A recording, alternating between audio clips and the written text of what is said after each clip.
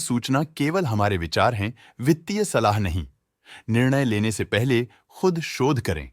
किसी भी लाभ या हानि के लिए हम उत्तरदायी नहीं हैं। आज हम देख रहे हैं फेम इंडस्ट्रीज लिमिटेड के 2024-25 Q3 की standalone financial performance. Starting with the sales, पिछले क्वार्टर से सेल्स में -3% का डिक्रीज हुआ है, मगर कंपनी ने पिछले साल के मुकाबले 22% का सेल्स इंक्रीज रिपोर्ट किया। Expenses -3% quarter on quarter decrease हो गए हैं, जो साल भर के 22% के राइज के साथ अलाइन करता है। एक्सपेंसेस में डिक्रीज अच्छा है, लेकिन सेल्स में डिक्रीज निराशा की बात है। ऑपरेटिंग प्रॉफिट, जो पिछले साल के कंपैरिजन में 21% अप हुआ है, quarter on quarter around -3% decrease हुआ है। Operating profit margin OPM annual basis में -0% से डिक्रीज हुआ है और पिछले क्वार्टर के कंपैरिजन में 0% से इंक्रीज हुआ है। एक्सेप्शनल आइटम्स को ऐड करके अदर इनकम पिछले क्वार्टर के कंपैरिजन में 6.5% बढ़ गई, बावजूद इसकी ईयरली डिक्लाइन -22.5% हुई है। इंटरेस्ट एक्सपेंसेस पिछले क्वार्टर से 0% अप हुआ, लेकिन ईयर ओवर ईयर डिक्रीज -5% हुआ है। डिप्रिशिएशन कॉस्ट में 3.5% का क्लाइम देखने को मिला और ईयरली बेसिस पे 14% का इंक्रीज देखा गया। प्रॉफिट बिफोर टैक्स एनुअली 19% बढ़ा, लेकिन प्रोसीडिंग क्वार्टर से -4% डिक्रीज हुआ है। इस साल कंपनी ने 26% टैक्स पे किया और क्वार्टरली कंपनी ने 27% टैक्स पे किया है। नेट प्रॉफिट ने ईयर ऑन ईयर 17.5% का इंक्रीज दिखाया, लेकिन लास्ट क्वार्टर से -5% का कंट्रैक्शन हुआ है। इस क्वार्टर के दौरान कंपनी का परफॉर्मेंस इतना अच्छा नहीं रहा।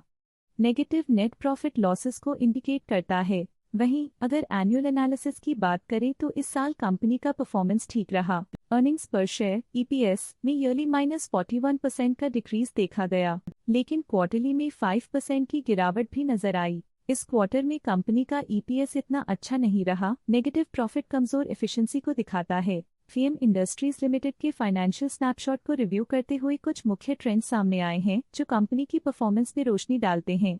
दिसंबर 2021 से दिसंबर 2024 तक फेम इंडस्ट्रीज लिमिटेड की फाइनेंशियल जर्नी में सबसे पहले बात करते हैं सेल्स की। इस साल सेल्स में 23% की वृद्धि हुई है और पिछले 4 सालों में 55.5% की वृद्धि हुई है, जो एक निरंतर अपवर्ड ट्रेंड को दर्शाता है। पिछले 3 साल से सेल्स लगातार बढ़ती जा रही है, जो मार्केट एक्सपेंशन और कंज्यूमर डिमांड में वृद्धि को दर्शाता है। अब बात करते हैं एक्सपेंसेस की। इस साल एक्सपेंसेस 23% बढ़े हैं और 4 सालों में 54% का इजाफा हुआ है। इस साल सेल्स और एक्सपेंसेस एक साथ बढ़ रहे हैं, जो बैलेंस्ड ऑपरेशनल अप्रोच को दर्शाता है। ऑपरेटिंग प्रॉफिट का सफर स्टेडिली ऊपर चढ़ रहा है, इस साल 23% की बढ़ोतरी के साथ और पिछले 4 सालों में 69% का नोटिसेबल राइज हुआ है। पिछले 3 साल से ऑपरेटिंग प्रॉफिट लगातार बढ़ रहा है, जो कॉस्ट मैनेजमेंट और ऑपरेशनल कुशलता को दर्शाता है। नेट प्रॉफिट का सफर ऊपर की ओर चल पड़ा है, इस साल 23.5% की चढ़ाई के साथ पिछले 4 सालों में 118% की शानदार वृद्धि हुई है।